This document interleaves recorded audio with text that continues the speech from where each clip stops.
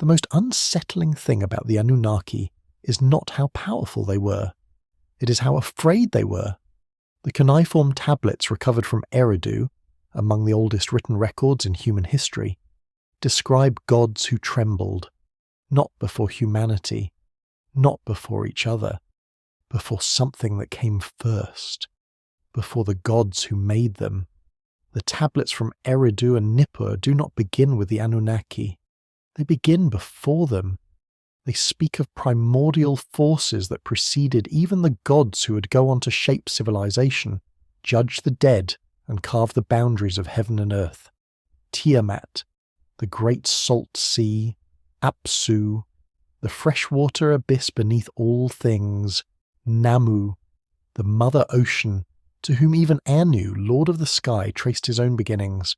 These were not afterthoughts. They were not minor spirits tucked at the edges of a story that had forgotten them. They were the first. The darkness before starlight understood its own name. Welcome, dear friend. I'm glad you're here tonight. Perhaps the room around you has grown quiet. Perhaps the concerns that followed you through the day have finally begun to loosen their hold. Maybe you're already settled, pillow beneath your head, the familiar weight of blankets, that specific stillness that comes only after the world has finally stopped asking things of you. Or perhaps you're still finding your way into rest. That's all right. You're exactly where you need to be. Thank you for choosing to spend this time here. Tonight, we're reaching toward one of the oldest questions ever pressed into clay. Not who the Anunnaki were, but where they came from, and what exactly existed before them. If this journey brings you comfort tonight, a like or a subscription helps others find their way to peaceful sleep through ancient history. I'm grateful for any support you're willing to offer. The Anunnaki appear throughout Mesopotamian religion as the great ruling gods, overseers of heaven, earth, and the underworld, arbiters of human fate, the beings who assembled in divine council to decide the destinies of kings and civilizations.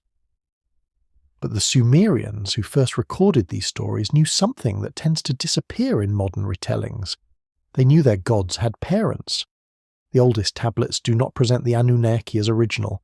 They present them as inherited, as the most recent expression of a cosmic lineage stretching back through generations of divine beings into a time before order, or before names, before the separation of sky from ground. Scholars have spent more than a century debating how to read these texts. Some interpret them as sophisticated cosmological allegory, early humanity reaching for the physics of existence through the only language available to them. Myth. Others read them as genuine theological genealogy, a sincere accounting of divine ancestry preserved by priestly traditions across millennia. Still others find in them something closer to natural philosophy, the Mesopotamian understanding of how structure emerges from chaos, how differentiation arises from an original undivided whole. Each interpretation deserves consideration. None can be dismissed. We are not here tonight to settle that debate. The goal is something quieter. We are here to ask the questions that Sumerian scribes were already asking 5,000 years ago, pressing a reed stylus into wet clay by lamplight, recording what their teachers had told them about the time before time. Take a slow breath now. Let your shoulders ease downward just slightly. Feel the surface beneath you, the mattress, the cushion, the specific give of whatever holds your weight. Notice how gravity does that work entirely without your help. You don't need to do anything except listen and let the words carry you somewhere older and slower than the world you left today. Imagine descending now, not through air, but through memory, through the Greek philosophical traditions that borrowed their cosmology from Babylon, through the Babylonian priests who adapted and transformed older Sumerian theology, through the Sumerian scribes who themselves claimed to be preserving knowledge passed down from before the Great Flood, before the first cities, before writing existed to hold what was known. We are moving towards something very old tonight.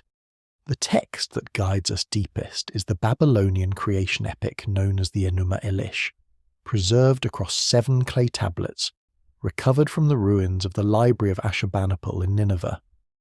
In their current form, These tablets date to approximately 1200 BC, but the tradition they record is older still, drawing on Sumerian sources that predate them by 1,000 years or more. The Enuma Elish does not begin with gods. It does not begin with creation. It begins with the absence of names. When on high the heaven had not been named, firm ground below had not been called by name. Consider what those lines actually claim. Heaven existed. Earth existed. But in a meaningful sense, neither of them fully existed, because nothing had yet arisen to recognize them, to draw a boundary between them, to speak them into distinction. The Babylonian scribes who composed this text understood something that feels surprisingly modern. Reality and observation are entangled in ways that resist simple separation. The unnamed is not nothing, but it is not yet something in the way we mean somethingness. In that primordial state, two vast waters mingled without boundary or edge. Tiamat, the salt sea, stretched dark and wide, teeming with potential. Apsu, the fresh water beneath all things, rose sweet and hidden from depths no measurement could reach. To the people who wrote these stories, this was not metaphor. Yes, the brackish mixing zones of the Persian Gulf, where the Tigris and Euphrates carried fresh water into the salt sea, provided visible daily evidence of cosmic principle made manifest. Salt and fresh, chaos and fertility. The universe had begun not as division, but as union. And from that union, the first stirrings of divine life began to form.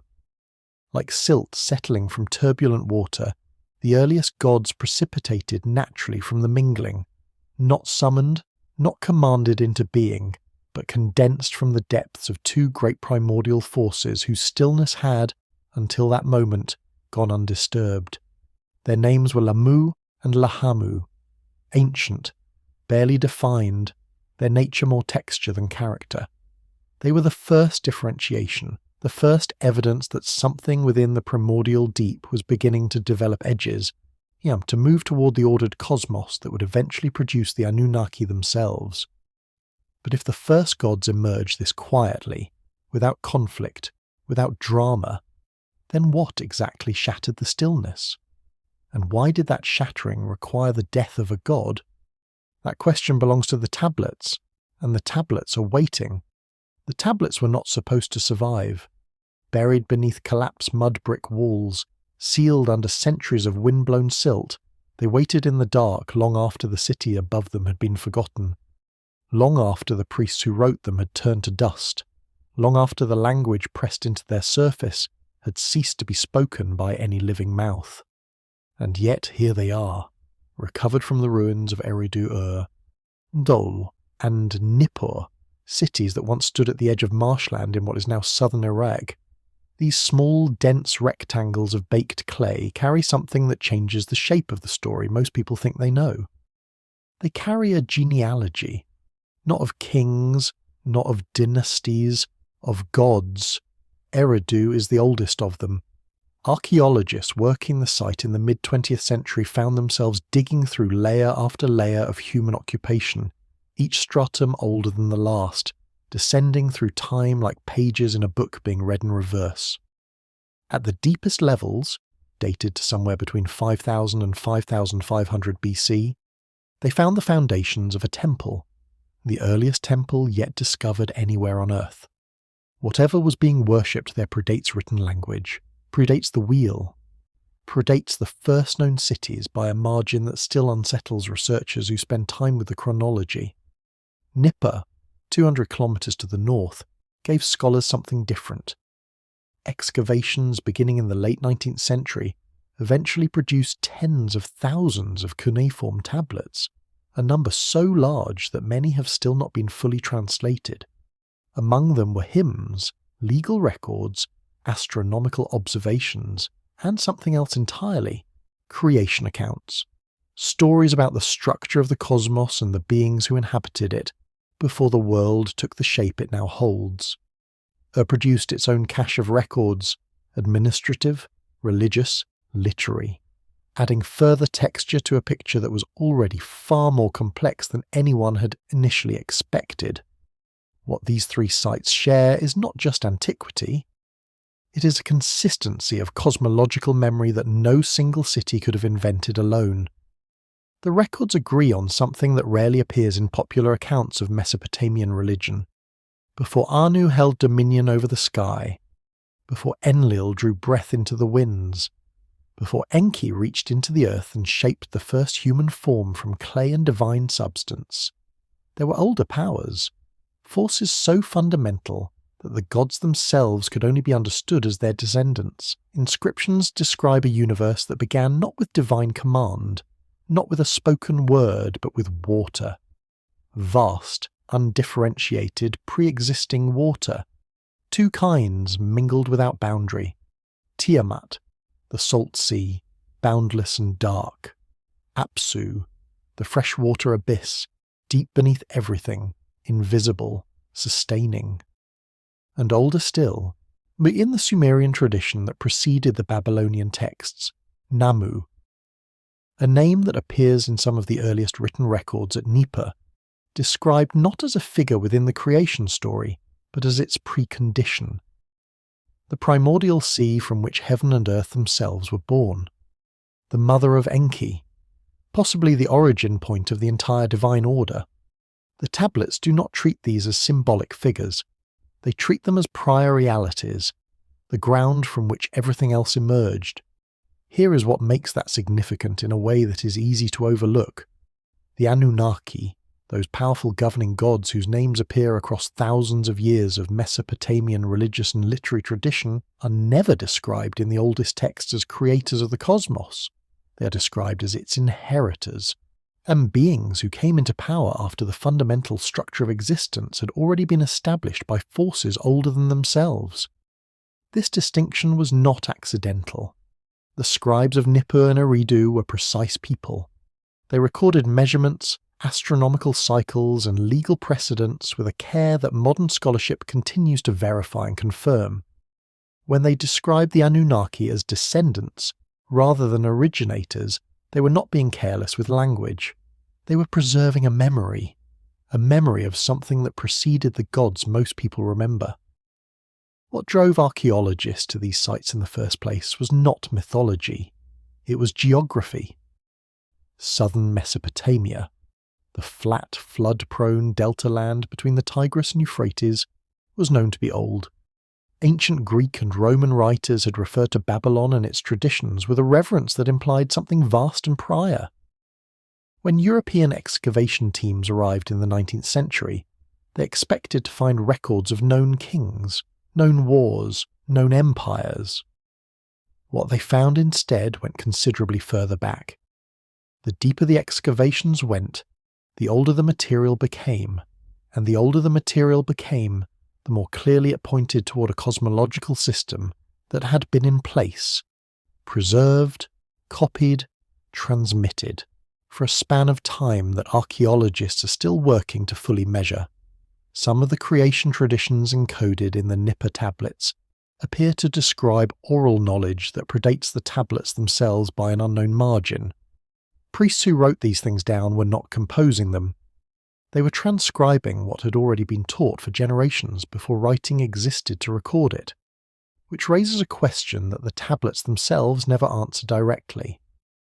If the Anunnaki were not the beginning, if the oldest records from the oldest cities on Earth consistently place them several generations into a cosmic lineage that stretches back through Tiamat and Apsu and Namu into something older still, then what exactly did those earliest creation stories say? Not the later Babylonian versions, not the texts written when empires were already old and gods had already acquired centuries of accumulated mythology. The first ones. The stories pressed into clay when the cities were new and the priests were still close enough to whatever they had been told that they wrote it down with urgency, as if they understood it might otherwise be lost. Those stories are what the next tablets reveal, and what they describe is stranger and quieter and more precise than most people expect. The man who found them was not looking for the beginning of the world. He was cataloguing a library. In 1852, archaeologist Austin Henry Layard and his assistant Hormuz Rassam were excavating the ruins of Nineveh. the ancient Assyrian capital buried beneath a mound on the eastern bank of the Tigris River in what is now northern Iraq. What they uncovered beneath the rubble of the palace of King Ashurbanipal was not what anyone had anticipated.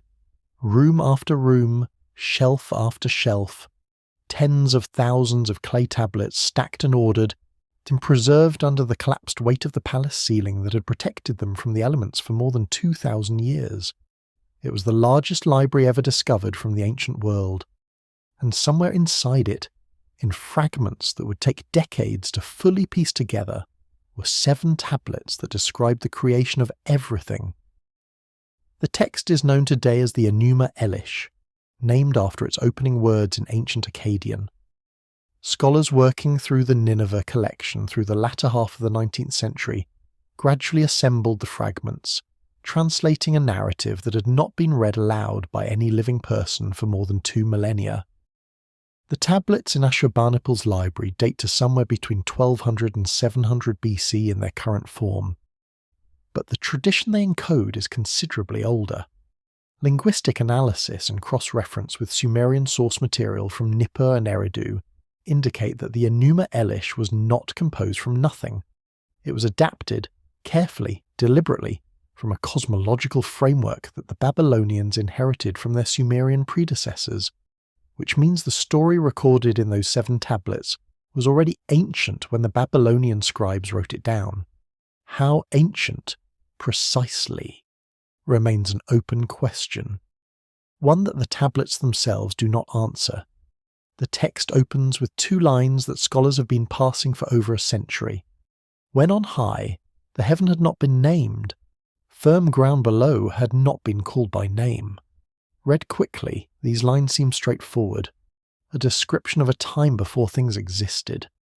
But that is not quite what they say. They do not say heaven did not exist. They say it had not yet been named. The distinction matters enormously. In Mesopotamian theological thought, naming was not a label applied to something already complete.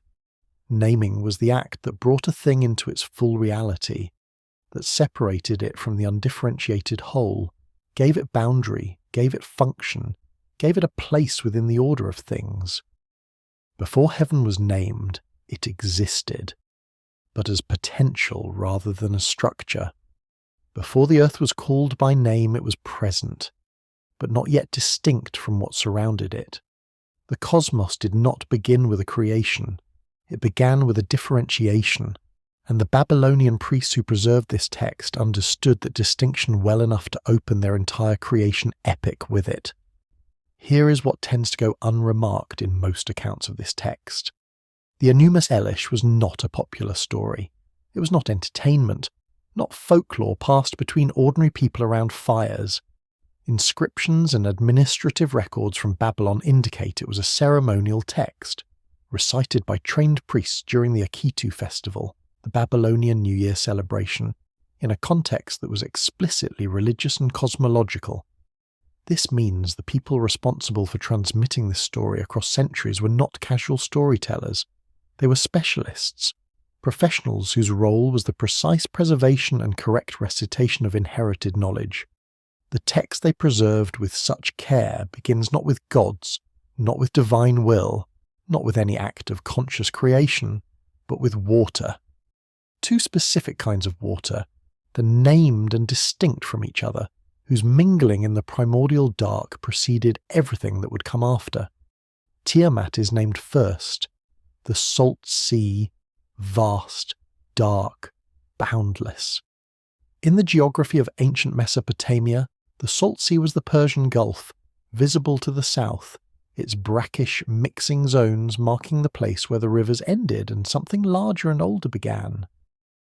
To the scribes of Babylon, Tiamat was not merely a metaphor for the ocean. She was its divine reality, the cosmic principle that the ocean made visible. Apsu follows. The freshwater abyss, the hidden source beneath the earth, the underground rivers and aquifers whose existence could be inferred from wells and springs, but never directly observed. In a land as flat and flood-dependent as Mesopotamia, the behaviour of groundwater was not a minor concern. It was existential. Apsu, as the divine embodiment of those hidden depths, carried a weight that modern readers can easily underestimate. Together, Tiamat and Apsu represent something the opening lines of the Enuma Elish have already prepared us for: a state of existence before distinction, salt and fresh, mingled without boundary, the universe as a single undivided condition. From that mingling, the text tells us, the first gods were born, not made, not commanded into being, born, the way sediment is born from turbulent water when the current finally slows. But here is the detail that tends to stop careful readers. The Babylonian version of this story, the one recovered from Ashurbanipal's library, the one that has shaped most modern understanding of Mesopotamian cosmology, is not the oldest version, and older Sumerian texts from Nippur present a different account, one in which Tiamat and Apsu do not appear as the original pair at all.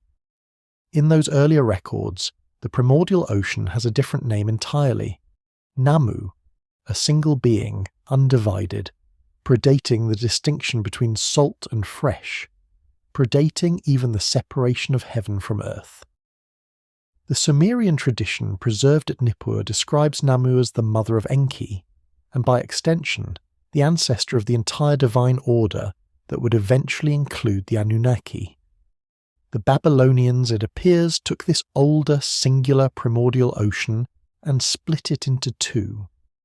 Tiamat and Apsu, salt and fresh, may be the Babylonian theologians' way of explaining in genealogical terms what the Sumerians had described in a single, undivided figure. The story of the beginning was itself changed somewhere along the way, revised, elaborated, transformed by the priests of a later civilization who inherited it and made it their own.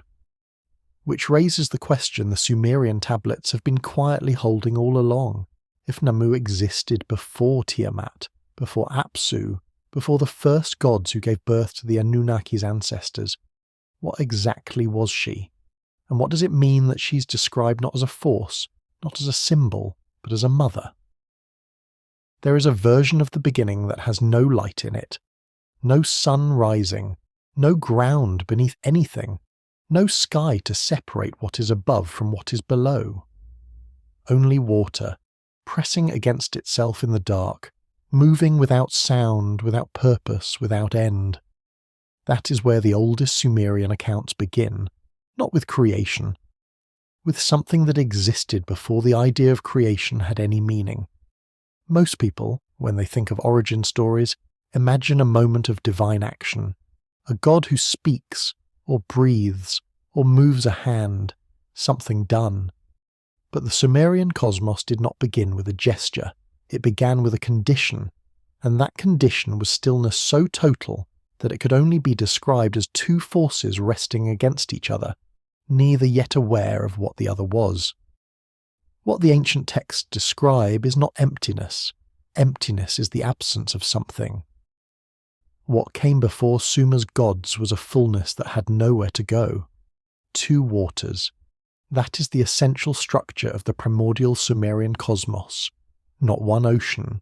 Two, each with its own nature, its own character, its own direction of being. The first was Tiamat, salt water. The kind of water that stretches beyond sight, that swallows coastlines, that moves with a weight that feels indifferent to whatever it carries. Tiamat was the sea, but not merely a sea. Tiamat was the principle of chaos held in liquid form, ancient, immense, and without a shore that could be said to be hers. The second was Apsu, fresh water, not falling rain or a rushing river, but the still water beneath. The groundwater that ancient Mesopotamian farmers could sense, moving under the soil when they pressed their ears to the earth, the source that fed wells, that made dry land fertile. Apsu was the abyss below, not dangerous, not gentle, simply foundational. These were not opposites in the way that enemies are opposite. They were complements, each defining the other by contrast, each incomplete without the other's presence. Tiamat above, spreading outward, Apsu below, pressing upward. Between them, The world had not yet been called into existence, but the pressure of their meeting was already building. Here is where the geography matters more than it might seem. The people who wrote these accounts did not live beside an abstract ocean. They lived at the precise point in the ancient world where two great river systems, the Tigris and Euphrates, converge before emptying into the Persian Gulf. They waded into the same water every season. They watched the fresh river water press out against the salt of the Gulf. They saw the two meet. They noticed that where they mixed, the land was different, stranger, richer, less predictable. That meeting of fresh and salt water was not merely an agricultural fact for the Sumerians, it was a cosmological memory. When they described Tiamat and Apsu mingling at the beginning of all things, they were encoding something they observed every day and reading it backward to its ultimate source. The implication, if followed carefully, is unsettling. The cosmos they described was not imagined. It was witnessed, scaled up, held still, and then written down as myth, which is perhaps another way of saying it was written down as truth in a form that would survive. But something else was already happening inside that stillness. The texts describe a slow process, not an explosion, not a sudden act of will.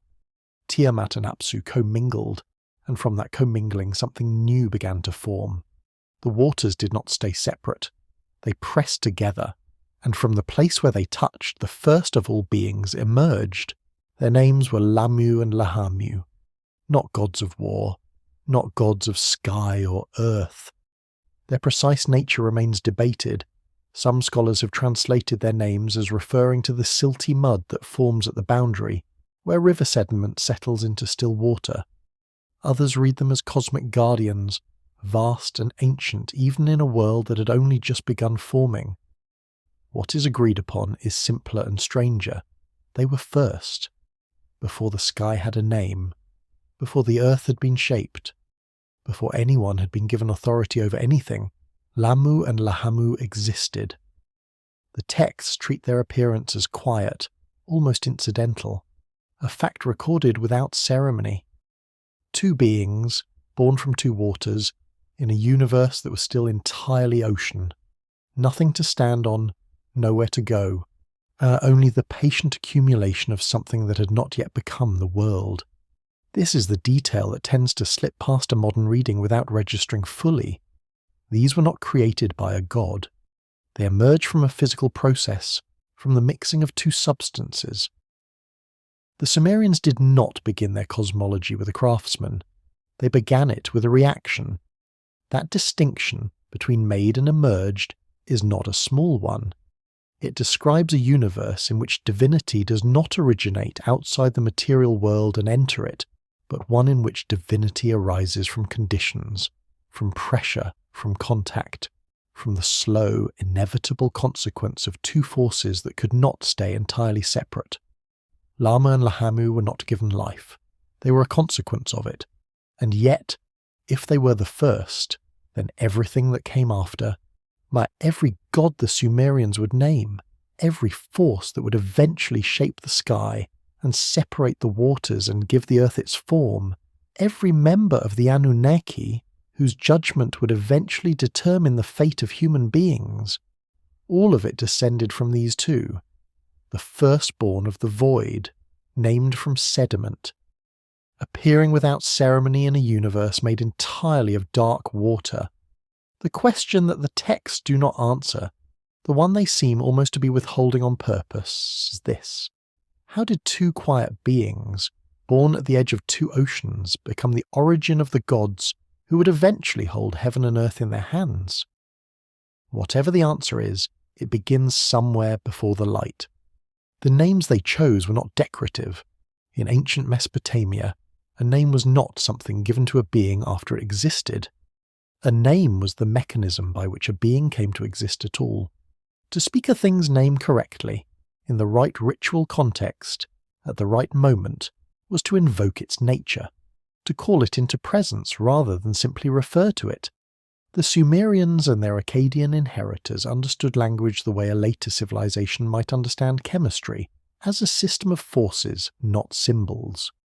which means that when the divine genealogies recorded specific names for each successive generation of gods, they were not writing mythology in the way that word is usually understood. They were recording something they believed to be structurally true about the universe, and the names themselves, when examined carefully, reveal a pattern that most casual readers of these texts have never been invited to notice. From Lamu and Lahamu, those first quiet children of the mingling waters, a second generation emerged. Their names were Ansha and Kisha. The Akkadian root of Ansha breaks into two parts: An, meaning heaven or sky, and Shah, meaning whole, entire, totality. Ansha, the whole of heaven. Kisha follows the same structure: Ki, meaning earth, and Shah again, the whole of earth. Together the pair named something that did not yet fully exist. They were not gods who ruled heaven and earth. They were gods whose very existence represented the first conceptual separation of the cosmos into those two realms. Before Ansha and Kisha, the universe had no architecture. It had only depth, two waters, two children of those waters, and an undifferentiated mass of potential that pressed in every direction without boundary. And with the arrival of Ansha and Kisha, something changed. Not physically, not yet, but ontologically. The idea of above and below now had divine form. The universe had begun, very quietly, to organize itself. The question this raises is one the texts do not answer directly. Did Ansha and Kisha create heaven and earth, or did heaven and earth create them? What the linguistic record preserves is something that becomes more striking the longer one considers it. These names were not invented casually. The precision with which each divine generation encodes a cosmological stage, waters, then the beings at the boundary of waters, then the principles of heaven and earth themselves, suggests a system of thought so internally consistent that later scholars have compared it to a philosophical treatise disguised as a genealogy. It is not mythology in the sense of invention. It is more like a map of how the universe built itself, rendered in the only medium available, lineage. And the map was not finished. From Ansha and Kisha came Anu. Here is where the genealogy shifts register. Anu was not an abstract principle given divine form. Anu was a ruler, the god of heaven, not heaven as concept, but heaven as domain, a seat of authority, as the place from which all other divine power would eventually be organized and distributed. In the Sumerian and later Akkadian traditions, Anu stood at the apex of the divine order. His name, An in Sumerian, simply meant sky, not the whole of sky, as with Ansha, just sky, immediate, present, governing. The simplification matters. Ansha was a totality, Anu was a throne. What the texts encode in this transition, from cosmic principle to active sovereign, is the moment when the divine genealogy stopped being a description of the universe's structure and became a description of its politics. With Anu, power entered the story, and power, once introduced, does not remain evenly distributed. This is the detail that tends to be passed over in popular accounts of Mesopotamian mythology. The genealogical sequence is not simply a list of who came from whom. Each generation represents a qualitative shift in the nature of divinity itself. The first beings were conditions, the second were boundaries, the third was authority. And with each generation the divine world grew louder. The younger gods, those who would follow from Anu's lineage, who would eventually form the full assembly of the Anunnaki, were not like their ancestors. They moved, they gathered, they spoke among themselves. The primordial world, which had begun as two waters resting in silence, was filling with divine noise, with presence, with will. Apsu noticed. The texts record with a quietness that makes the detail more unsettling rather than less, that the primordial freshwater abyss, the first force, the foundation beneath all foundations, grew disturbed by the accumulation of younger gods. The movement, the sound, the sheer multiplying energy of successive divine generations doing what younger things do, existing loudly, without regard for what came before them. What Apsu felt, if the word feeling can be applied to a primordial cosmic force, was something close to irritation, and then, after irritation, something worse. The Enuma Elish, the Babylonian creation epic, composed perhaps as early as the 18th century BC, drawn from traditions far older, records that Apsu, the first water, the quiet foundation, began to consider what to do about the gods who had descended from him. He considered it carefully. He considered it with Tiamat, and what he proposed was not a warning, or a boundary, or a negotiation. What he proposed was elimination. The oldest force in the universe, disturbed by the noise of the children who had emerged from his own depths, was prepared to unmake them. Not because they had done wrong, simply because their existence had interrupted a silence that, for Apsu, was indistinguishable from the right order of things. This is where the first conflict in divine history was born, not from hatred, not from war, from the unbearable presence of what comes next, disturbing what came first. The names had announced it, if anyone had been listening carefully enough. Heaven and earth had been separated in principle. Authority had taken its seat. The universe had acquired a shape it had not asked for. And the oldest water had decided it preferred the dark. That is not a metaphor. In the Mesopotamian understanding of the cosmos, the primordial forces, the waters, the silences, the foundations beneath everything that came after, were not merely old, they were structural. To remove them was not like removing a king from a throne. It was like removing the ground from beneath a city. Whatever had been built on top of them would not survive the absence. And yet, something had to give. The universe had been filling, generation by generation, with gods who did not know how to be still. They moved through the primordial waters, they made noise, they disturbed the surface of a silence that had existed before the concept of surface had any meaning. The older the force, the more intolerable this became. What the texts record next is the first decision in divine history that was made not from power, but from exhaustion.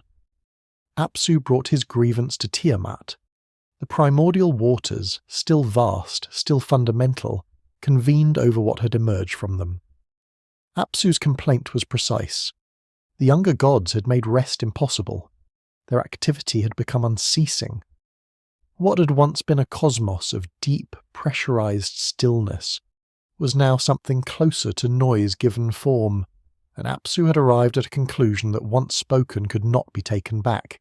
He intended to destroy them. All of them. Every divine generation that had descended from the mingling of the two waters. He would unmake what the union of Tiamat and himself had, over patient ages, produced. Tiamat refused. This detail, Tiamat's refusal, is one the Enuma Elish records without elaboration, which is itself worth pausing over. The primordial salt sea, the force of oceanic chaos, declined to participate in the destruction of her own children. Whether this was instinct or grief, or something that the ancient scribes understood as a form of love that preceded language, the text does not say.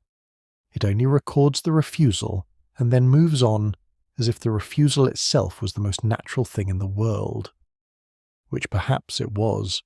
Apsu did not abandon his plan. He turned instead to his advisor, Ra-Mummu, whose name scholars have connected to meanings ranging from womb to technical skill, to the primordial form of things before they take their final shape, accompanied Apsu as counselor. In the Enuma Elish, Mummu is the one who encourages the course of action, who confirms that yes, the younger gods should be silenced, who accompanies Apsu toward whatever was meant to happen next. The presence of an advisor is a detail that has received surprisingly little attention in popular accounts of this myth, but it changes the shape of what is being described. Apsu was not acting alone in a moment of blind fury. He deliberated, he consulted, he moved with intention.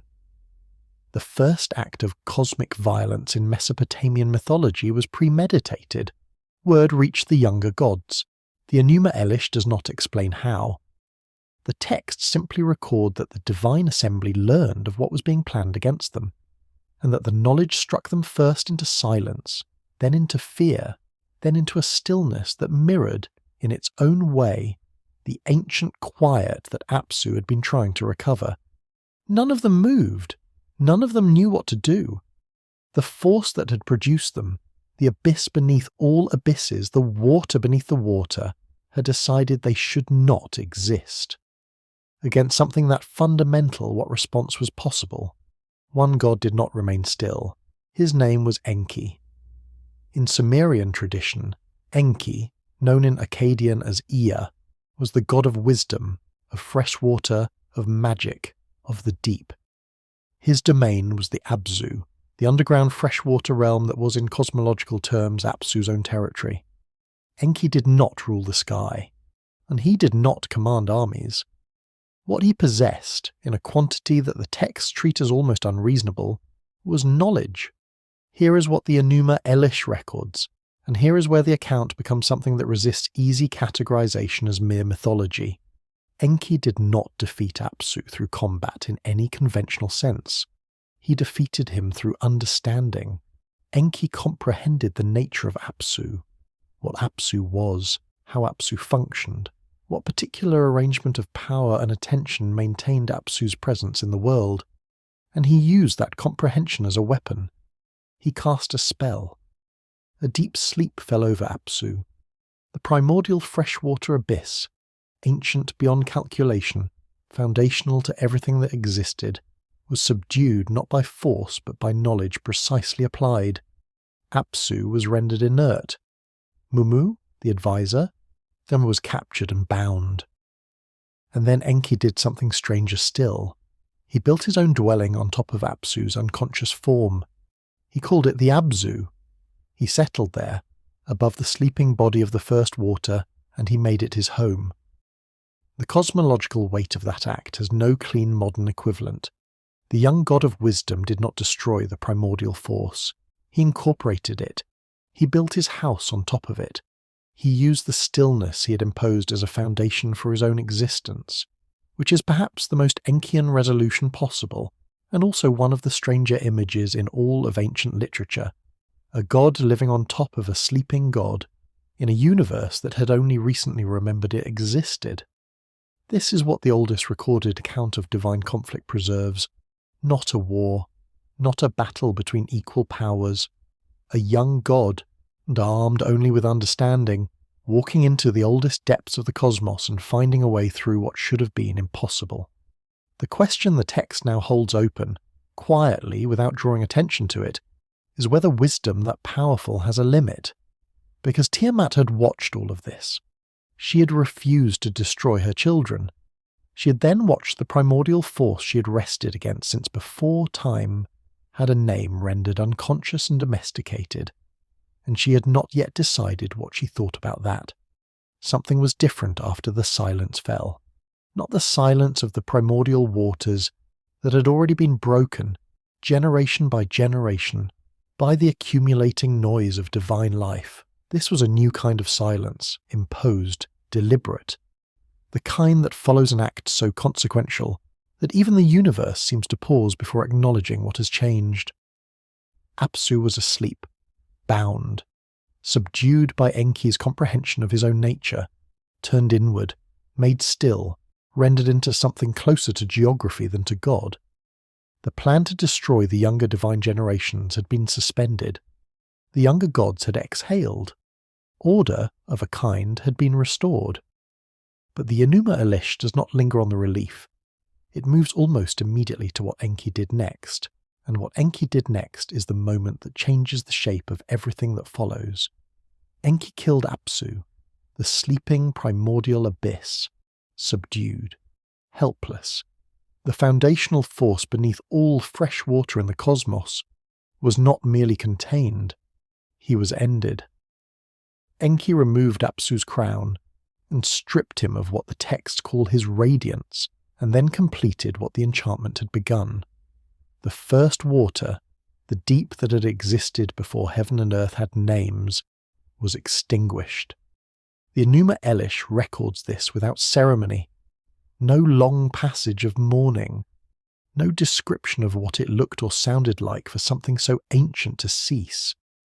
The act is narrated in a handful of lines, and then the text moves on to describe Enki building his dwelling atop what had been Apsu, as if the space left by a primordial god's death was simply real estate, available now for use. That compression, the speed with which the text moves past the killing, is worth sitting with. Ancient scribes were not careless with their words. The brevity is not an oversight. What Enki's act represented symbolically, that was a transfer of cosmic authority so fundamental that the universe could not remain the same on the other side of it. Apsu had not been a god in the way that Anu was a god, or Enki himself, a being with personality, preference and will operating within a structured divine world. Apsu was the condition beneath that world. He was the deep that made everything else possible. To kill that condition was not simply to defeat an enemy. It was to permanently alter the architecture of the cosmos. The freshwater abyss did not disappear. It became Enki's domain, the Abzu, repurposed and governed by younger intelligence. What had been primordial became managed. What had been foundation became territory. The older order had not merely lost, it had been absorbed. And here is the detail that the popular retelling of this myth almost always omits. The one that, once registered, does not leave quietly.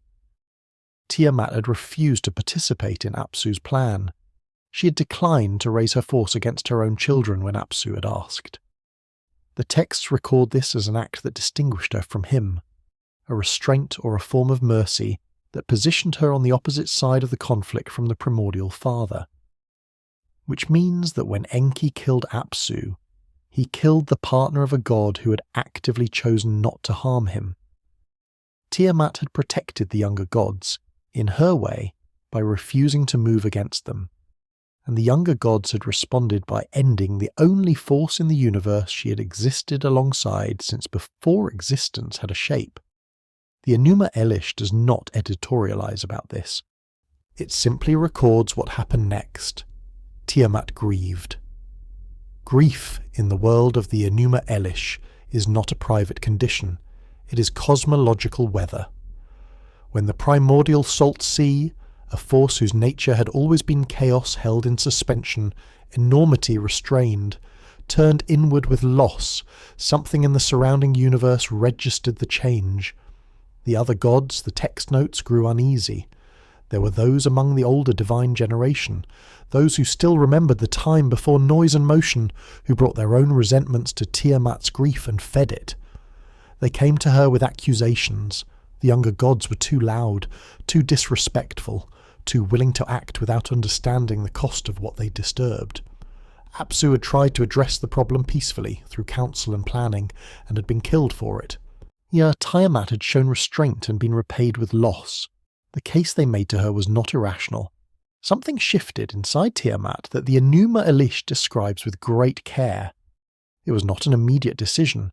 It moved slowly, the way that oceanic things move, with enormous patience, and, once committed, with a force that nothing on the surface of the world is built to withstand. Tiamat began to prepare. She summoned and elevated a god named Kingu, a figure from within the divine assembly, described in some readings as her new consort, and she placed around his chest the tablet of destinies. In Mesopotamian cosmological thought, the tablet of destinies was not a metaphor. It was the literal instrument of cosmic authority, the object whose possession determined who had the right to govern the fate of gods and mortals alike. Whoever held it held the universe. Tiamat gave it to Kingu. Then she began to raise an army. The gods she assembled were not ordinary. The Enuma Elish lists creatures of terrible description, serpents, dragons, forces that combined natural ferocity with divine power in combinations that the younger gods had never encountered and did not know how to face. What the oldest surviving creation epic preserves, beneath the divine genealogies and cosmic battles, is a pattern that feels less mythological the longer it is considered. a younger generation displaces the old. The old are not simply defeated. They are restructured, repurposed, built over. And what is lost in that restructuring does not disappear. It transforms. Grief becomes an army. Restraint becomes its opposite. The force that once declined to destroy her children now moves toward them with everything the primordial ocean contains. Near the question the text holds suspended, heavy, unresolved, is one that every generation eventually confronts in some form. What does it cost when the thing you chose not to harm destroys the thing you loved? Tiamat had her answer, and she was no longer still. Something changed in the deep. Not suddenly, not with a declaration or a battle cry. The oldest records suggest it happened the way all terrible things happen, quietly and then all at once. Tiamat, the primordial mother, the salt water that held the first world together, had decided. And when a force as ancient as the ocean decides something, the rest of creation simply waits to find out what it has already become. What the Enuma Elish tells us next is not quite a war story. It is something older than that.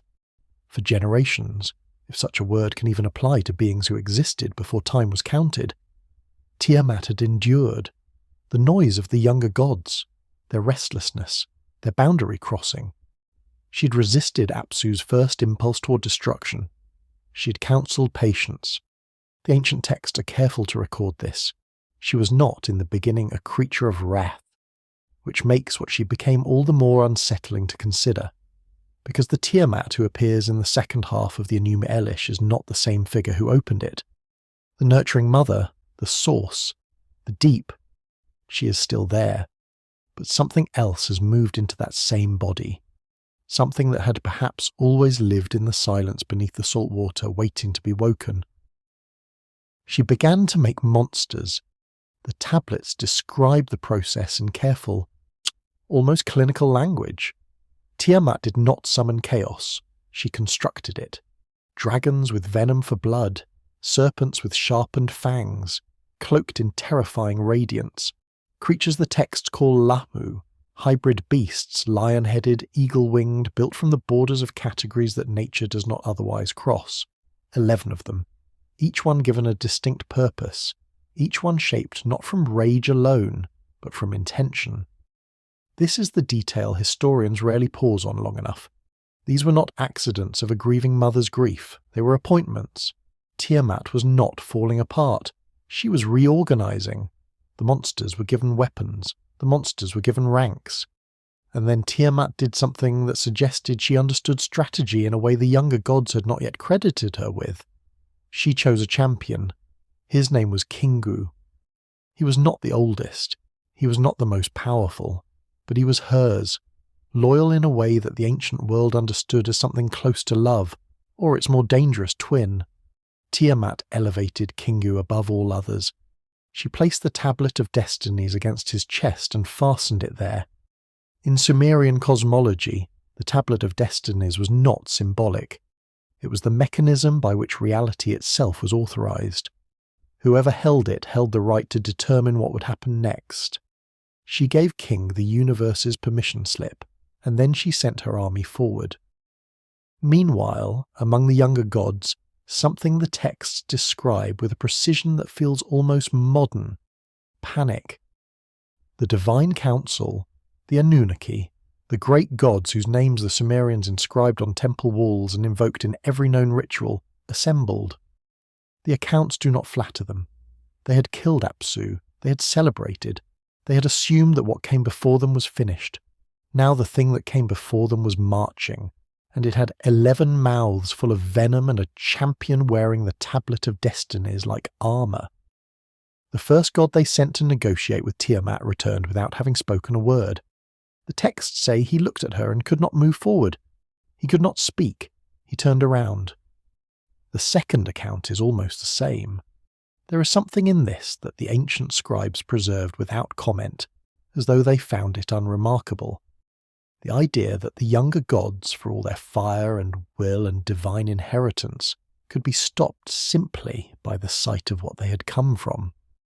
What the Anunnaki were facing was not merely a military problem. It was an existential one. Tiamat was not foreign to them. She was not an invader from outside the world. She was the world, or had been, before the world knew it was a world. To destroy her would be to destroy something inside themselves. To let her advance would be to be unmade by the source of their own making. The Enuma Elish does not pause here to explain the paradox. It simply records it. And in that silence between the council's fear and the question of what comes next, the oldest theological problem in the written record sits waiting. The Anunnaki had a name for this kind of moment. They called it the moment before the me, before the sacred orders of civilization could be re-established. The moment when everything that had been built was briefly, genuinely uncertain. It is worth sitting with that. And Tiamat had not destroyed anything yet. She had only decided to move. And already the architecture of the cosmos was trembling at its seams. The council would need a champion of their own, someone powerful enough to face primordial saltwater given form and fury, someone willing to walk toward the thing that every other god had turned away from, someone who could look at the origin of all things and not flinch. The older texts do not say such a being existed. They only say one was needed. And somewhere in that gap, between the mother of creation armoured and advancing, and the gods of the younger world sitting in terrified council, a name had not yet been spoken. Who could possibly stand against the one who was there before standing was possible? The world you're standing on was made from a body, not metaphorically, not as poetry. The oldest written cosmology in human history records this as straightforward fact, that the sky above Mesopotamia and the earth beneath it were cut, shaped, and positioned from the remains of something that had once been alive. What that something was, and what it took to bring it down, is where the story becomes difficult to look away from. But to understand the battle, you first have to understand the negotiation that preceded it. No god in the divine council volunteered immediately. The Enuma Elish records the silence in the assembly with an almost uncomfortable specificity. The Anunnaki sat with Tiamat's army advancing and said nothing. This was not cowardice the texts were preserving. It was something closer to honest reckoning. They understood what they were being asked to face. Then Marduk spoke. He was young by the standards of the pantheon. Son of Ea, the god of wisdom who had already defeated Apsu. Marduk is described in the tablets with unusual physical detail for a deity. 4 eyes, 4 ears, fire emanating from his lips when he moved his mouth. A being built, the scribes suggest, for perception, for seeing everything at once. He would face Tiamat, but he had a condition. If he won, he would be king of the gods. Not a temporary designation, not an honorary title, permanent supreme authority over every divine being in the Mesopotamian cosmos, including the ancient Anunnaki who had existed long before him. The council agreed, and in that agreement, something shifted that the rest of the Enuma Elish would spend its remaining tablets working through. That the battle itself is recorded in language that feels less like mythology and more like engineering. Marduk did not simply attack, he prepared.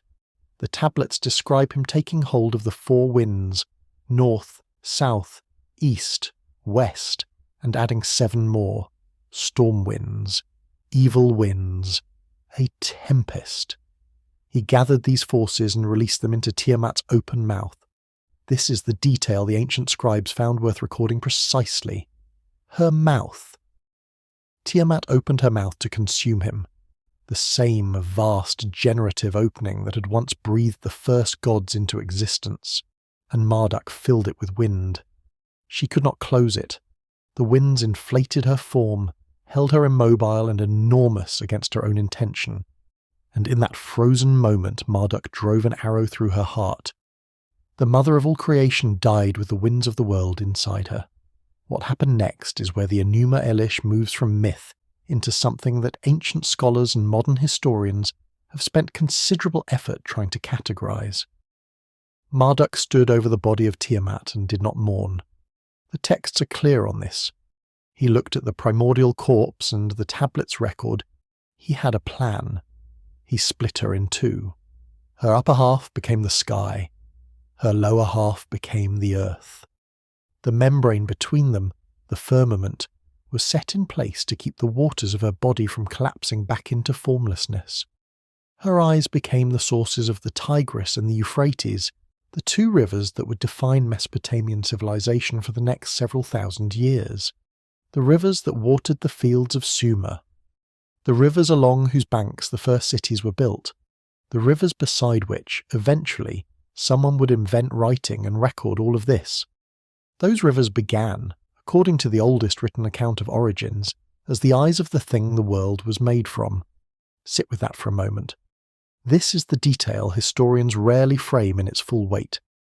Every farmer who irrigated their crops from the Tigris, every scribe who dipped their reed pen and pressed it into wet clay, every city that rose between those two rivers and called itself the centre of the world, all of it was understood, by the people who built it, to be growing inside the body of Tiamat.